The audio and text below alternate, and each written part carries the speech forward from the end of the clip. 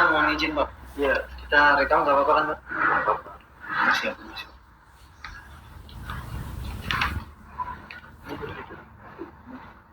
Assalamualaikum warahmatullahi wabarakatuh. Selamat siang Pak. Kami mahasiswa kampus Tikes Bina Bangsa yang praktek di ruang Muren yang mengambil stasi manajemen keperawatan. Kedatangan kami bertiga di sini untuk melakukan wawancara POHC, Planning Organizing External Controlling. Murai ini? Iya.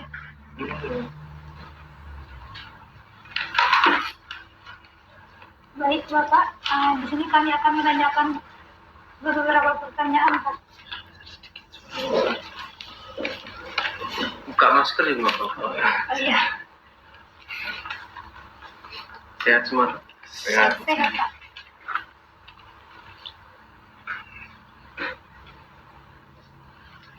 Baik Bapak, bagaimana terkait unsur input, money, material, dan match dan market Pak di instalasi gawat Gawat darurat? Karantina Pak. Unsur input ya. Ya, jadi kan memang saya secara global aja ya. Iya Pak. Secara global pelayanan keperawatan di ruang rawat inap itu memang harus memperhatikan pertama ketenagaan ya, dimana ketenagaan ini disusun sesuai dengan kompetensi sepeminatan personil perawat yang di penyakit dalam, ruang rawat inap penyakit dalam. Jadi awalnya dibentuk dulu organisasi kepala ruangan ini memang dibentuk memang kalau di rumah sakit Arjologi ini harus yang senior, PNS senior, dan dia sudah S1 keperawatan ataupun senior yang akan sekolah S1 keperawatan. Nah, kemudian jumlah ketenagaan di ruang rawat inap itu kita sesuaikan dengan jumlah tempat tidur, ya, jumlah tempat tidur. Kemudian nanti kita lihat juga bornya, ya, bornya. Dan kemudian setelah itu kita susun ketenagaannya, karena kan harus dilihat dari kemampuan yang mengawaki, artinya siapa yang akan menjadi katim, ya, sudah terekam kan? Sudah. Siapa yang mau jadi katim, kemudian katim besar ya, ini katim besar, kemudian di setiap shift itu ada PJ, kemudian perawat pelaksana. Jadi seperti itu ya. Setiap apa namanya itu SPO standar,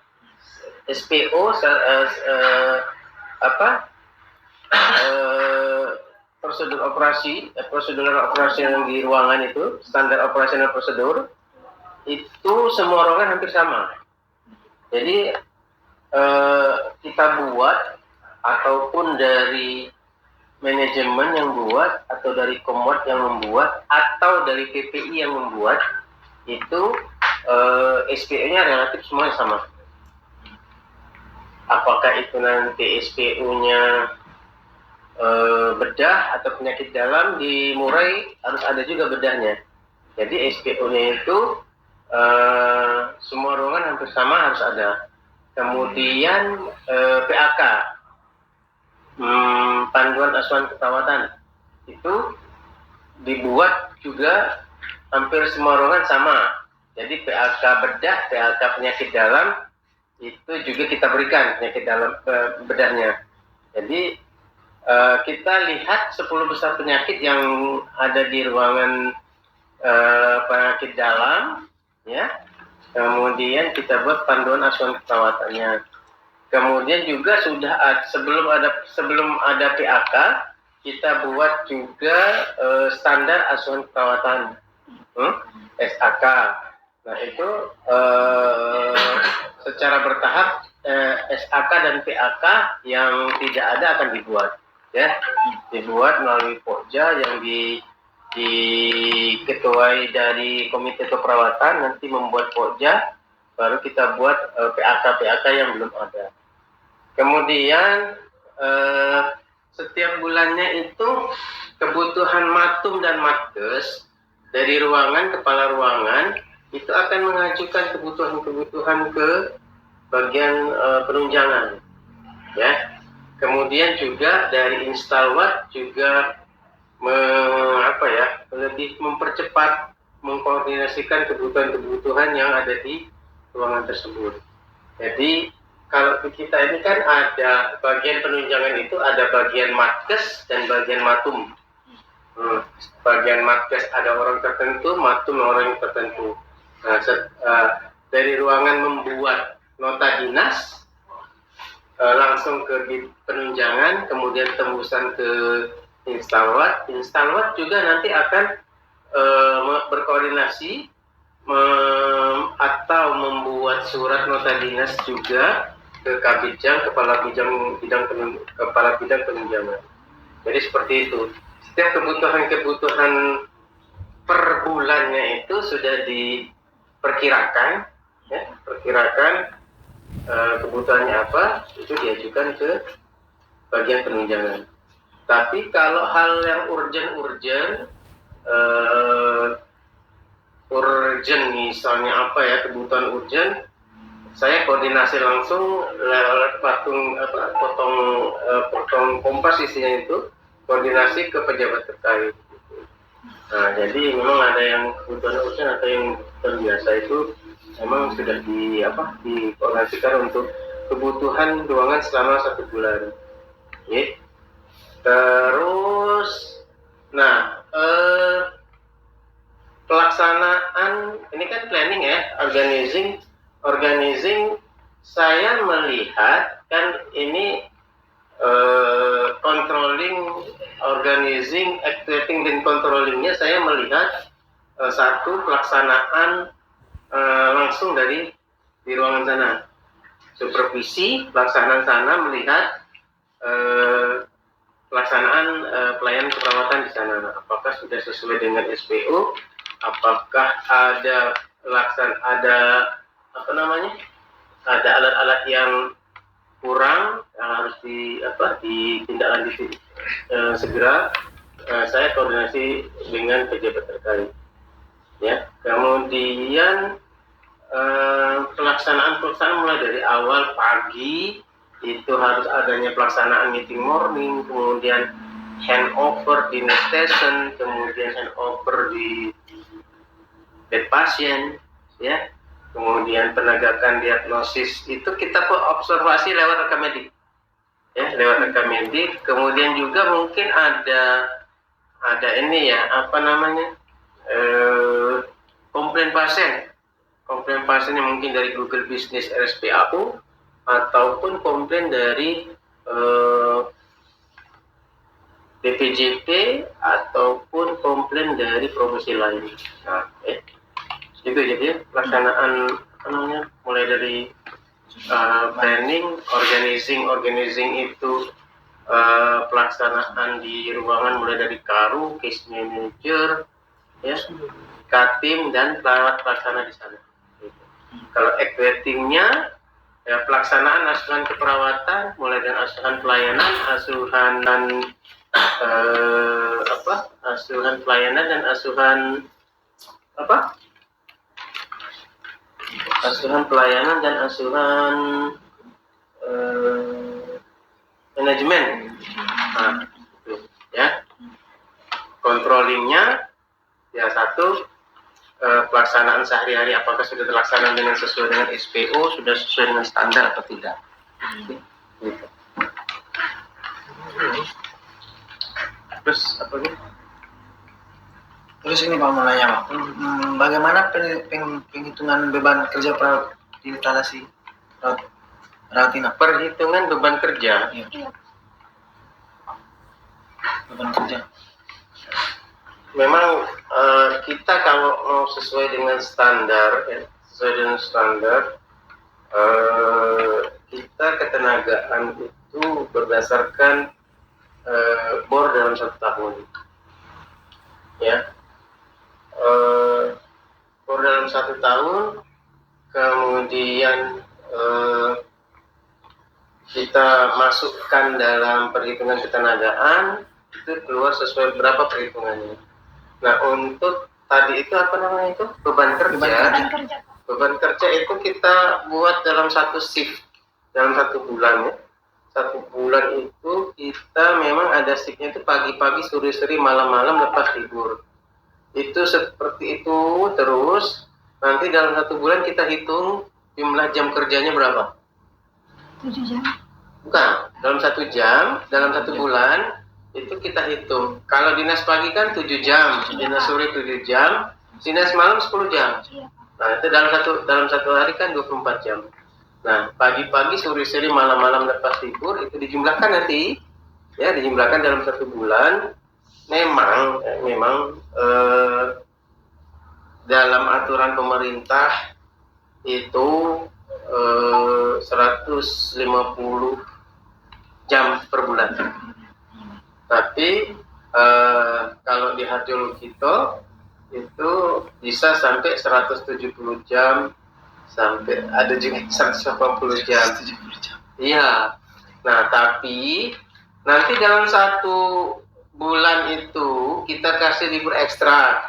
Dan pagi-pagi, sore-sore, malam-malam lepas libur, tapi ada libur ekstranya dalam 1 bulan. Itu kepala ruangan yang mengatur.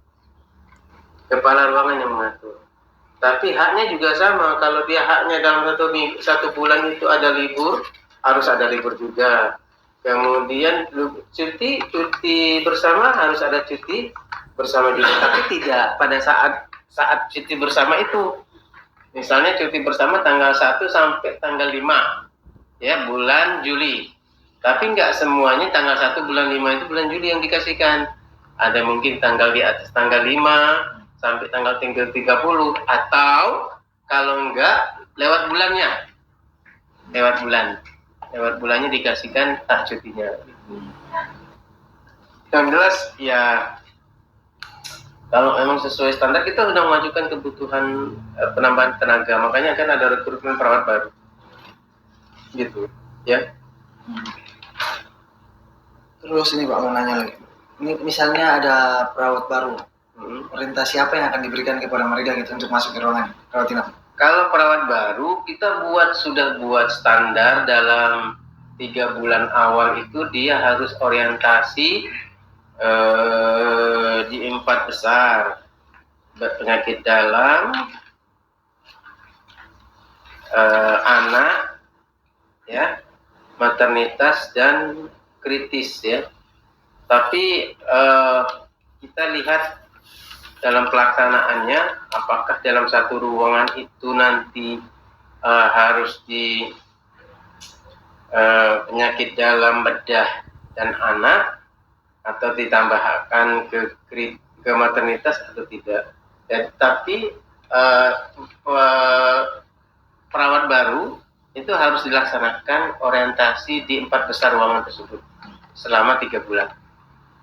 3 bulan dibagi 4 ruangan misalnya ya, berarti kan ada mungkin 3 minggu 3 minggu. 3 minggu di ruangan camat, 3 minggu di ruangan merah, ke parkit, muter-muter seperti itu. Nah, selama dia orientasi, dia dibimbing dan disupervisi oleh perawat senior yang diketuai oleh kepala ruangan tersebut. Dia dibekali format penilaian perawat baru, orientasi perawat baru. Di situ mencakup penilaian attitude, pengenalan budaya kerja, pengenalan tentang ruangan tersebut, ya. Kemudian dibimbing tentang asuhan keperawatan, tindakan-tindakan, tapi semuanya lewat supervisi dari perawat senior. Nanti setelah 3 bulan barulah dia diletakkan di ruangan sesuai dengan kebutuhan. Oke.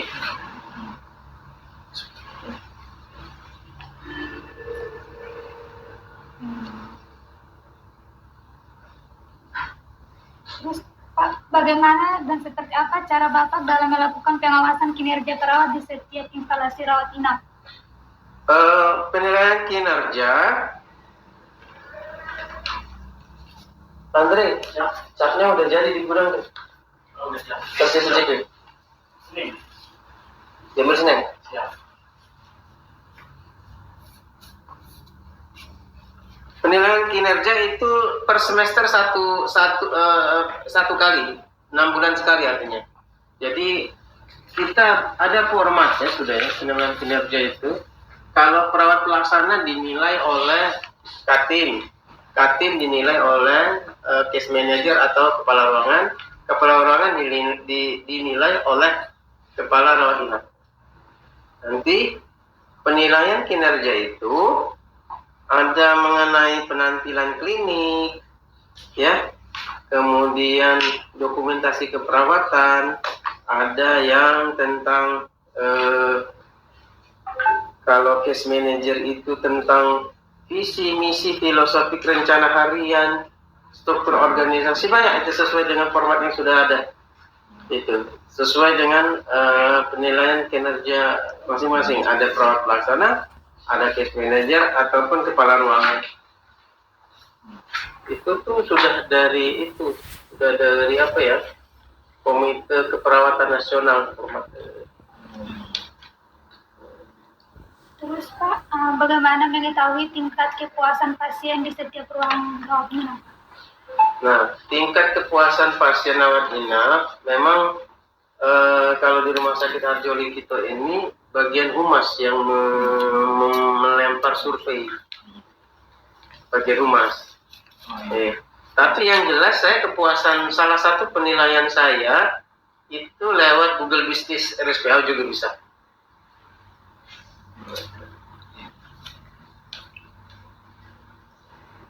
Kembali. Ada sistem.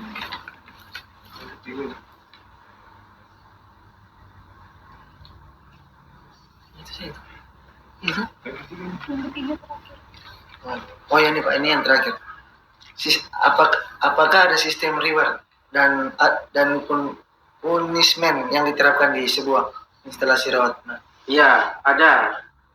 Jadi setiap anggota RSPAU termasuk perawat, memang sering perawat yang diberikan punishment. Itu sudah ada format bakunya, sudah ada SPO-nya. Jadi setiap perawat ataupun anggota rumah sakit yang melakukan suatu kesalahan atau keberhasilan itu dikasih punish and reward. Punishment misalnya ada teguran tertulis, teguran lisan dan teguran tertulis. Teguran lisan dulu, kalau dia tidak ada perubahan, teguran tertulis. Teguran tertulis ini ditembusi kepada kepala ruangan, kepala rumah sakit, bagian personil, itu masuk ke dalam bendel personil masing-masing. Jadi kalau seandainya dia melakukan tindakan yang membuat dia melakukan tindakan misalnya kejadian tidak diharapkan, ya, misalnya kejadian yang tidak sesuai dengan standar, ya, yang tidak sesuai standar, ataupun kejadian tindakan attitude yang tidak baik atau asusila, Ya, itu semua dikasih tindakan punishment berupa peringatan tertulis. Kalau lebih berat, ada juga yang dikasih tindakan fisik, suruh lari keliling lapangan sepak bola 1000 kali putaran. Nggak nasihat itu. Nggak itu ya namanya militer ya. Iya. Mana militer, jadi tindakan tertulis dan tindakan fisik ada juga. Kalau memang dia melakukan tindakan tidak sesuai dengan peraturan rumah sakit atau SPU. Terus setelah itu, misalnya dia tidak melakukan tindakan sesuai dengan standar ya, setelah dilakukan pemberian surat peringatan, dia harus diawasi oleh kepala ruangan tersebut selama 3 bulan. Kemudian kalau seandainya dia ada gangguan psikologis, dia dikonsulkan ke psikiatri, dites MMPI-nya. Nah, seperti itu. Jadi tindakan teguran, kemudian monitoring selama di ruangan. Nah, nanti setelah waktu tertentu, kepala ruangannya akan melaporkan ke kita, ke Komwat, apakah ini sudah ada perbaikan atau tidak. Kalau seandainya memang dari dia terkait dengan attitude yang tidak baik, ya terpaksa dulu jangan ditaruh di pelayanan. Ya. Lagi. Bapak, mungkin dari kami sudah cukup Pak untuk melakukan wawancaranya. Terima kasih atas waktunya Pak untuk mau diwawancara oleh kami Pak. Ya, sukses ya.